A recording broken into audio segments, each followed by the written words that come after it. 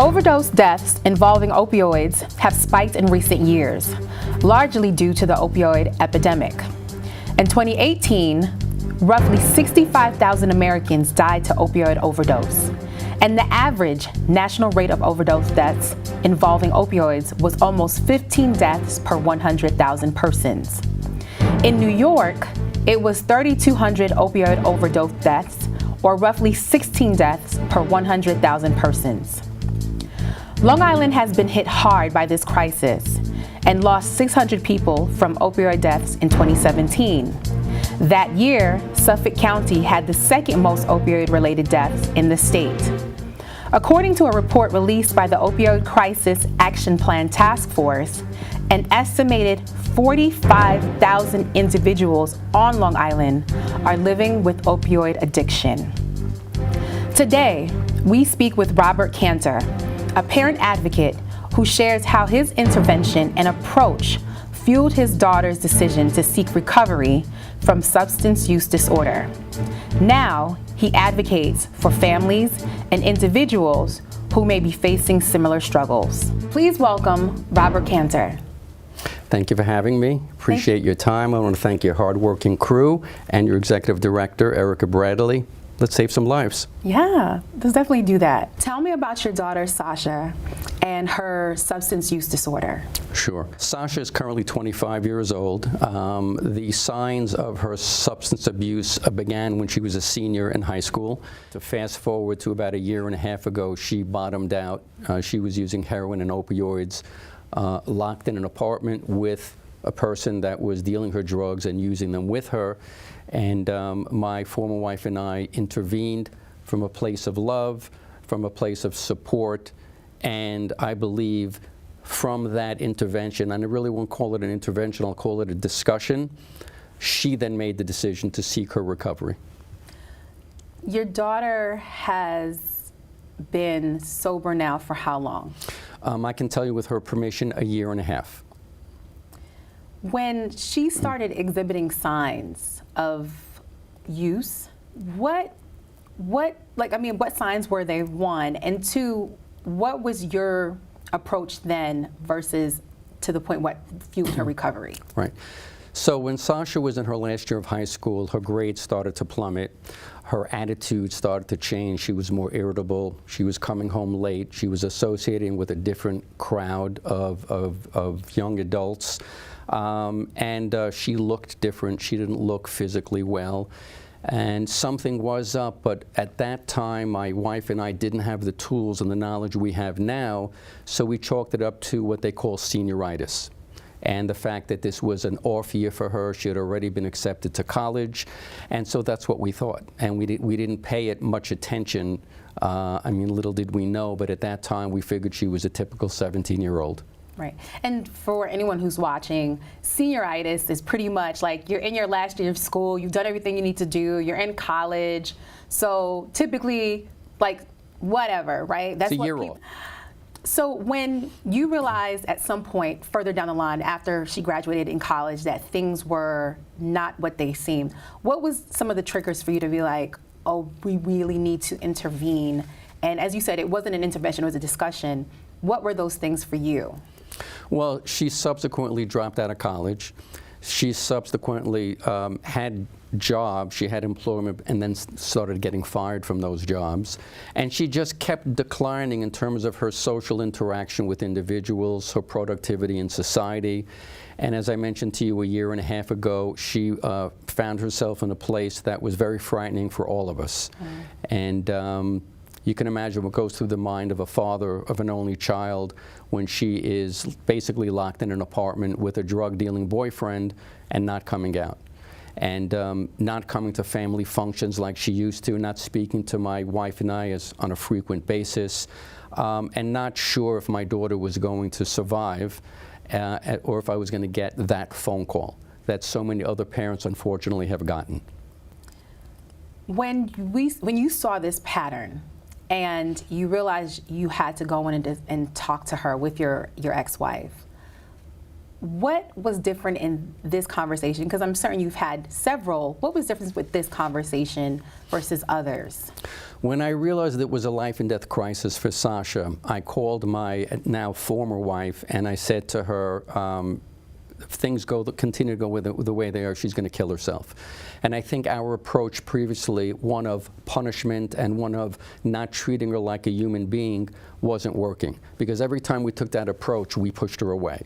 So I said, we need to come together as a family and appeal to her that we love her, that we understand that she's not a bad person, but a sick person, and that we have her back, and that we're here to travel with her through this journey and support her. That was really the turning point. That's what got her to come out of that apartment and sit down with us at that diner and have that loving family conversation, which really, I believe, launched her journey into recovery. So the three of us spoke at the diner. Sasha was high on heroin when she was there. We all cried, and we came together as a family. And again, there was no approach of punishment.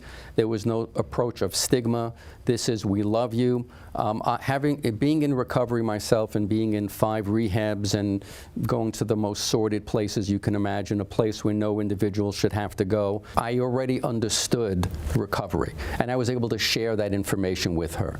But I also had to do research myself on currently what is the state of affairs in recovery and where she should go. So I had that benefit, and I incorporated that with my wife into that conversation. And we said to her, Sasha, why don't you just go home? Or why don't you go home, pack your bags, and let's take a ride to detox. If you don't want to stay, that's fine. And she left, and my former wife and I sat there and we were crying, and we didn't know what was going to happen. And we didn't know if we had pushed her away more or if she in fact was going to call us and say, yes, I'm coming. And I guess something clicked with her. She had developed that emotional fortitude and was able to extract herself out of that apartment. She did throw her belongings quickly in a bag.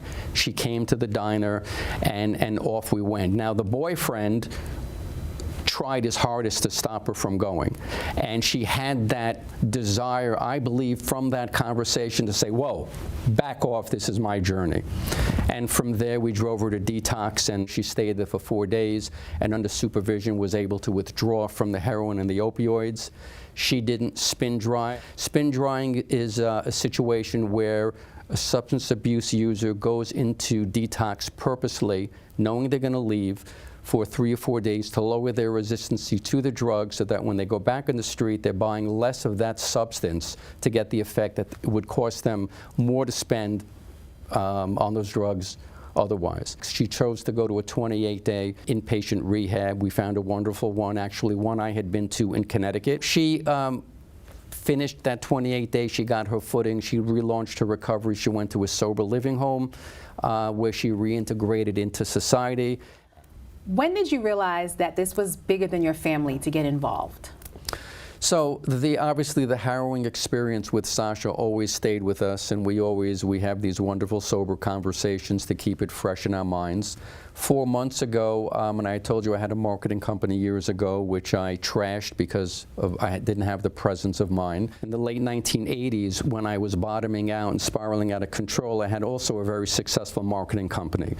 I was at the pinnacle of my career. I was asked to appear as a guest on the Geraldo Rivera show as a panelist, and decided that 2 days before I would use cocaine and drink massive amounts of tequila and show up on that show and show very high and very drunk, and I humiliated myself, and I humiliated the industry, and I could never give another keynote speech again. So I started this, and this time I was a sober man, and as I went through the process and networked and learned about the opioid epidemic, as I learned about the space, as I learned about the epidemic, somewhere along the line I realized that what was more important was to be a parent advocate, because I would be a hypocrite if I just rested on the laurels of the fact that my daughter and I are a success story and didn't really carry a message to those families that are struggling with loved ones that have substance abuse. So something occurred when I learned about this epidemic and the amount of individuals overdosing, that really what's required is nothing short of a social movement, of destigmatization, and that I needed to contribute and in whatever I can do to disseminate the information and the hope for families. And one thing I will mention is that it really is an uphill battle because it's a very fractured scenario. There are at least 1,000 different organizations around the country doing wonderful work, but they're all taking little bites, okay, out of the epidemic. And they're doing great work, whether it's treatment-wise or whether it's legislatively, but a lot of them don't know what the others are doing. It's confusing, it's complicated, I can't even understand it. And if I'm a parent advocate and I can't understand it, imagine the legislator in Ohio who doesn't know what a test kit is, doesn't know what a sober community is. How did you become a parent advocate? How did you train for it? Did you take classes? Did you go to school for it? What was the process like? The process is that I felt that I had an obligation to do what we're doing here. I'm from Brooklyn, I have a big mouth, and that was my training. It really was. There wasn't any formal training. The volunteer work that I do also gave me a lot of guidelines on how to speak appropriately on behalf of organizations, but also on behalf of the epidemic. A lot of research. I've done public speaking before, and it really just morphed into its own life, and has just become a very, very passionate subject for me. How did you hook up with Senator Gillibrand and get involved with the My Family Support Services for Addiction Act? I do volunteer for a number of organizations, one of which is the Center on Addiction, and they do wonderful work. And the individual I work with there is Courtney Hunter, and she handles legislative matters for the Center on Addiction. I also work with the executive director, Emily Feinstein. Courtney spent about a year drafting the actual legislation, the Family Support Services for Addiction Act, and then submitted it to the senator's office, and they tweaked it, and then she introduced it to Congress. During that process, the senator's office asked me to tell this story and to give them information, so they did a phone interview with me. Then the senator had the press conference about 3 weeks ago introducing the legislation, and it's bipartisan. And then I spoke and I told my story, and then from there my advocacy has just continued, to snowball, and now, appearing in the media is the next natural step. So I am working with the senator's office in promoting the legislation. The legislation provides for family services for the families of those that are struggling, which is systems navigation, it's peer-to-peer, services, it's support groups, it's educational training. It earmarks $25 million over 5 years for those current services and then creating new ones. And the legislation currently has been referred to committee, which is the Health Committee, Health, Education, Labor, and Pensions. So there's good momentum, but the wheels of Washington turn very slow. And the hope is that this legislation will become part of larger legislation, and there'll be more funding, because quite frankly, $25 million is a drop in the bucket. Right. But let's talk about this act, because it's monumental in its gravity, right? Because it's bipartisan. And it also offers things that, you would think is already available to families who are dealing with substance abuse disorders, right? And that's, you said, peer-to-peer support. So being able to go somewhere and get help, right?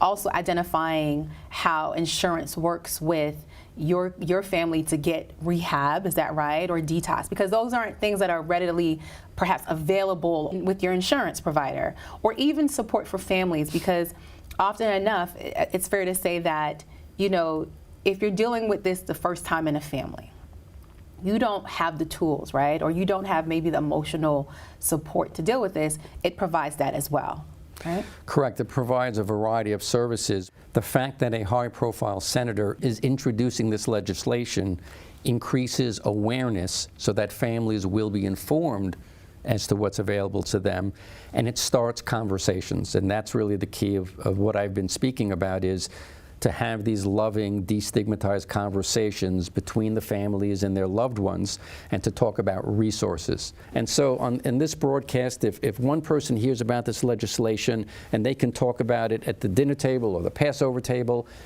you're saving lives, because you're starting very healthy, life-saving conversations. Let's talk about your use of language. You're very specific, and you've also taught me in our pre-interviews that we're not using the word junkie anymore. I mean, we would never use the word junkie here, but you know, we're not even using the word addict. We're using substance use disorder, substance abuse disorder. Substance use disorder. Substance use disorder, and you're very stern about that. You know, like we have to change the language. It changes the conversation. It changes the approach. How do we continue to really spread that message, and what does that do for our people or families who are struggling with that type of issue? Great question. There is a wonderful website called changingthenarrative.news, and it's put together by academic individuals, journalists, and for every word that's been used, such as junkie or addict, they have alternative verbiage that you can use. This all goes back to the issue of stigma and the issue of using words like junkie or addict, which portray that individual that has a disease. You know, addiction is not a moral failing. They have a disease, and to portray them as individuals that are struggling with an illness, that are not bad people, that are sick people. As I said before, the destigmatization of addiction, and again, I'm used to using this word, so because I've been using it for decades. But if you're not going to destigmatize it and have these loving conversations with families, you will never reverse an epidemic. It just will not happen. The society has to understand and speak in language that is not derogatory to this individual that is suffering. We're starting to see that if we also approach the behavior and how we engage people with substance use disorders and how we engage their families, we can reduce, attempt for them to get back into substance use. One of the things you've mentioned is the Portugal model. Can you tell us a little bit more about that? Sure. Roughly 20 years ago, Portugal, the country of Portugal, a country of 10 million citizens, had a heroin epidemic. And they did something very bold and very drastic, and that is that they pulled the epidemic, or addressing the epidemic, out of their legal system and into the Ministry of Health. And the idea was to not come from a place of punishment, but come from a place of helping the drug abuser and giving them tools, what's called harm reduction tools. If an individual, a drug user, was caught with drugs, they're required to appear in what's called a dissuasion committee, comprised of 3 individuals: a physician, a social worker, and an attorney. Those 3 individuals didn't shake the finger and say, okay, you can choose from this jail, and this jail. They said, we understand you're suffering here. We want to work with you. We want to provide you with tools. You want a home-cooked hot meal? We got you covered. You want us to drive you to a detox? We got you covered. You want us to call your family and get them involved? We got you covered. But even if you're not ready to stop using substances, we still want you to be safe. We're going to tell you where you can go in the city to use, where it's been shown that it's safe. We're going to give you test kits so that if you're in the right presence of mind and you've bought those opioids or that heroin, you take that test kit and that liquid and you shake it up and you say, oh my God, it's cut with 30% fentanyl. I'm not going to consume this. I don't want to overdose. And maybe a card that you can put in a wallet, and that card has a suicide hotline phone number or a warm body on the other side where they can talk them off the ledge. They reduced their epidemic by 75%. They came from a place of humanism. They encouraged the families to talk to their children. It wasn't from a place of punishment, and that's the message here. So 75% reducing the epidemic, so you do the math, 75% of 65,000. Now, we're a country of 350 million people, and it's much more complicated than that. But again, it goes to the point of treating these individuals that are suffering from a place of humanism. Offering a place where we create this idea of humanism with someone who's using also means being prepared to support them and help them in their hour of need. And if I'm right, you have also completed a Narcan training.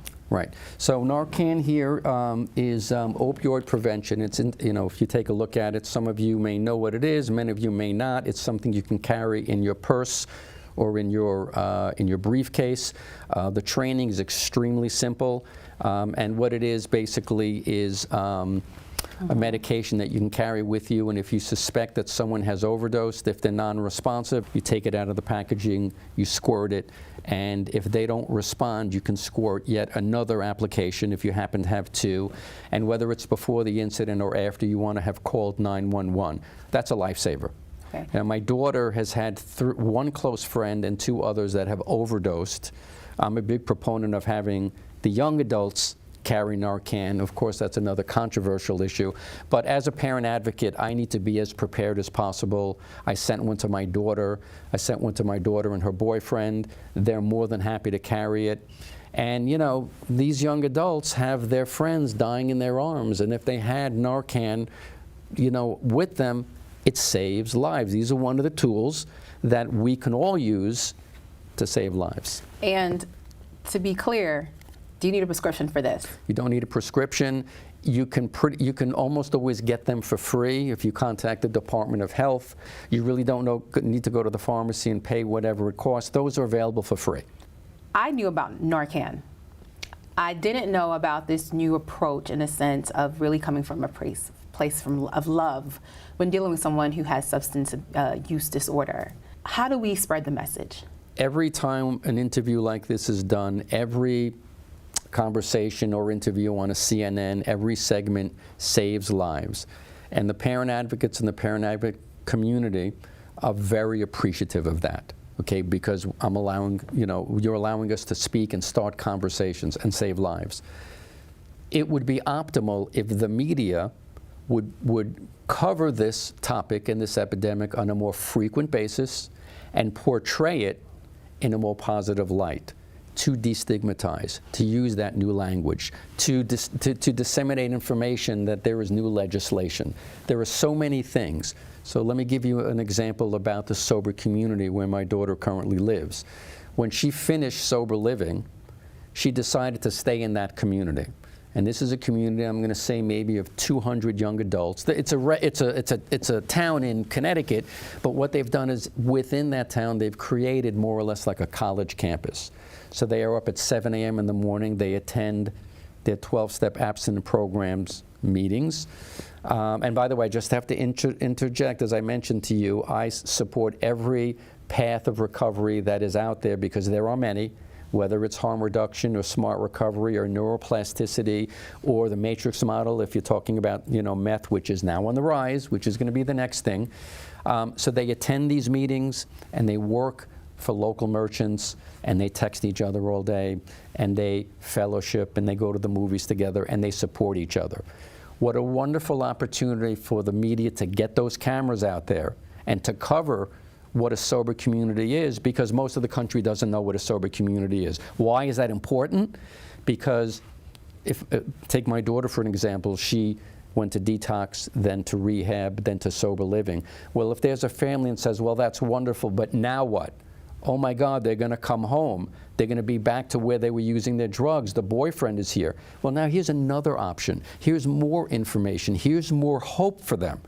But you have to cover that. There's plenty of content to cover in a positive manner where you can change the language, destigmatize, let families know about the tools that are there, and ultimately change the narrative, have this paradigm shift where you can really try to make a dent in a prolific epidemic. For the person who's watching, how do they join the movement? How do they get involved? Whether they have someone who's suffering from substance use disorder, or whether they're just like, I understand and I want to do something. Legislatively, as it relates to the Family Services Support, its billing is S3179, HR 5572, so the Senate and the House, in case anyone wants to go onto the official government websites to research it. On the Center of Addiction link, in their news section, under the press release that you'll see when Senator Gillibrand introduced it in Hop Hog, which is where I spoke, there is a link. You can respond to the link and write letters to your legislators. What I would first suggest to family members and to everyone is to do your research, to go online and to research the Center on Addiction, study the epidemic and learn the language and learn what people are doing. If you can volunteer, wonderful. If you can donate, that's fantastic. When you're armed with these tools, talk, start conversations, talk about the shame, destigmatize it, take the power out of the shame, talk to your children, talk to your rabbi. I am of the Jewish faith. We do not discuss addiction in the Jewish faith. There is a large Jewish population in your viewing audience. If I touch one family of the Jewish faith and they're struggling with addiction and they might not have had an outlet to speak before, or if they go to synagogue on high holy days, during the high holy days, and the rabbi includes this message in his sermon, guess what? That family member, that mother or father might say, you know what? I'm going to give that rabbi a call. I need to speak to someone about this. Maybe we're going about this the wrong way. It's this dissemination of information that's critical. Talk to the educators. Talk to your community leaders. Talk, because it's an epidemic and we need to talk. And you're going to find two types of individuals. Someone like yourself that get it, that are willing to focus on me, and that understand the need for this interview. And then you're going to get the other person who you might as well be speaking pornography to them because it's dirty and it doesn't affect our families. So you know what? We don't want to have this conversation. Those are the people you need to reach. Have these conversations. We're talking about an epidemic, and don't think it can't happen to your child, because whatever you think your child knows, they know just a little bit more. Don't forget they have access to the internet. They know where to get the drugs, and they talk to their friends, and sometimes they arrive at a place in their lives where they're in a lot of pain, or they have anxiety, or they have that social pressure, and they just want to get to a happy place. And if they're not getting it from their family, they may turn to drugs. You don't want to get that phone call. The phone call I got from my daughter was a good one. She said, okay, I'm going to take this journey because you have my back. The individuals, the couple that sponsored the NARCare training last week, it happened to be at a synagogue. They lost their daughter Zoe. They got that call you don't want to get. And so the purpose of these conversations is to try to appeal to families through the media and through education and say, you might want to switch up that approach. Because if your child is out there and you're not giving them their family of origin, guess what? They're going to go to the other family. That's the family on the street. You don't want them to be there. How do people get in touch with you? Well, they're more than welcome to connect with me via my email. I will gladly bring them together with these organizations. I will gladly speak to them. I will arrange for them to have a coffee with an individual that they may want to speak to. Because of the stigma and the embarrassment, there are many families that don't want to be out there. Let's have these conversations and save lives. And that's why I'm here. Okay. And thank you, and that's why you're here, and you're saving lives right now. You're very welcome. It was a pleasure to have you here, and I'm glad that we can be a part of the movement. Thank you so here. much. If you have any questions or comments about our program, please send us a note at the email address on your screen, or send us a note on our social media handles. After the end of credits, there will be resources for you or anyone you may know who may be dealing with a substance use disorder. I'm your host, Carlene Lavelle. Thank you for watching.